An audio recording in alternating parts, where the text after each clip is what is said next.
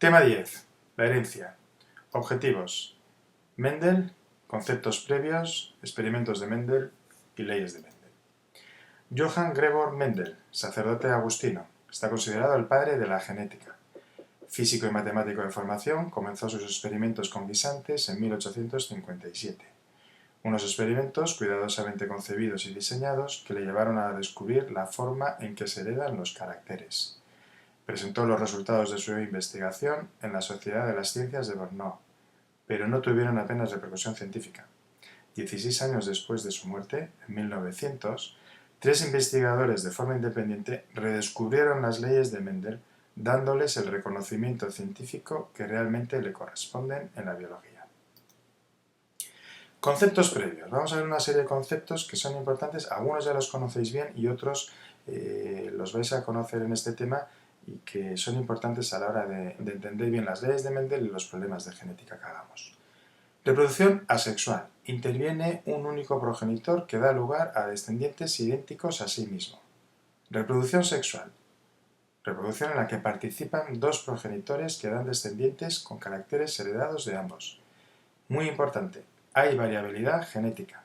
Utilizan células especializadas llamadas gametos. En los animales, el gameto femenino es el óvulo y el masculino el espermatozoide. Gen, fragmento de DNA que contiene la información para determinar un carácter. Locus, lugar que ocupa un gen en el cromosoma. En plural se dice loci. Alelo, cada una de las alternativas que puede presentar un gen.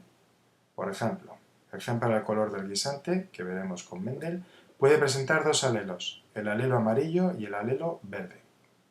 Homocigoto, individuo con los dos alelos iguales, cuando hablamos de un mismo carácter.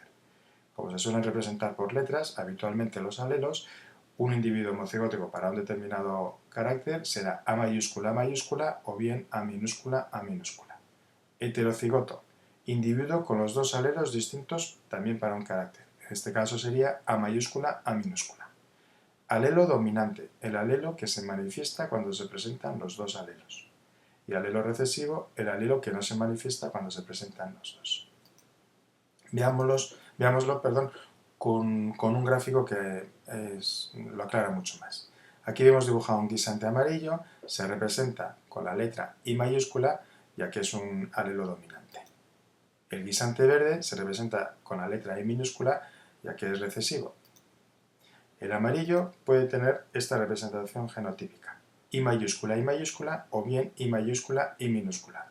En ambos casos va a ser un guisante amarillo. El guisante verde, su representación a nivel de genotipo es I minúscula, I minúscula. No puede tener una I mayúscula porque ya sería amarillo.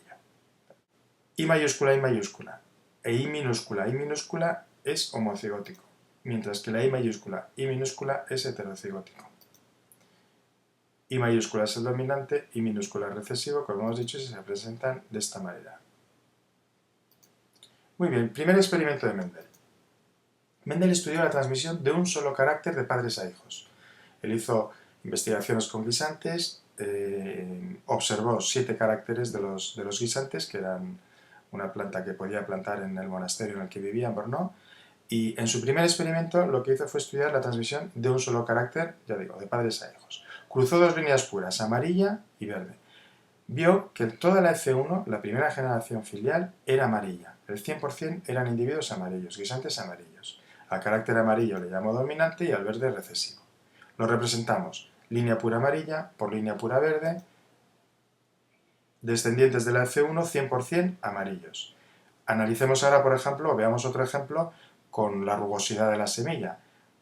Individuos lisos por rugosos, el 100% de la F1 serían individuos lisos. ¿Sí? Muy bien, segundo experimento de Mendel.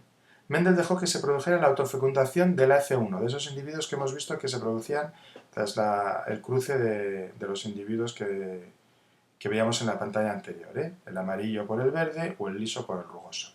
Muy bien, pues cogió esa descendencia, el 100% de amarillos, y la autofecundó. Observó que la F2, de cada 4 semillas, 3 eran amarillas y una verde. Aquí lo tenéis. Esto le hizo pensar que había 2 factores hereditarios, a los que llamó elemente. Cada uno proviene de cada progenitor, de cada uno de los progenitores. Lo que se hereda, atención, no son los caracteres, sino los elementos, que hoy llamamos genes.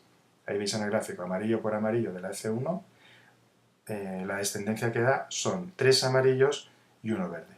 Si vemos la rugosidad, el liso por liso de la F1 de la primer experimento, la descendencia que da 3 lisos por 1 rugoso. Muy bien, tercer experimento de Mendel. Mendel quiso ver si las conclusiones de los dos primeros experimentos se cumplían cuando estudiaba dos caracteres a la vez. De este modo cruzó dos líneas puras, amarilla lisa por verde rugosa. Aquí tenéis la línea pura amarilla lisa a la izquierda y a la derecha el verde rugoso. Son líneas puras, ¿eh? Muy bien, la descendencia en la F1 era 100% amarillos, es decir, se cumplían los resultados de su primer experimento. Como hizo en su segundo experimento, Mendel dejó que se autofecundaran esos descendientes de la F1. Y atención ahora, cogió un amarillo liso de la F1, lo cruzó por un amarillo liso también de la F1 y observó lo siguiente. Fijaos muy bien, aquí tenemos 9 amarillos lisos, 3 amarillos rugosos, 3 verdes lisos y 1 verde rugoso. Proporciones 9, 3, 3, 1.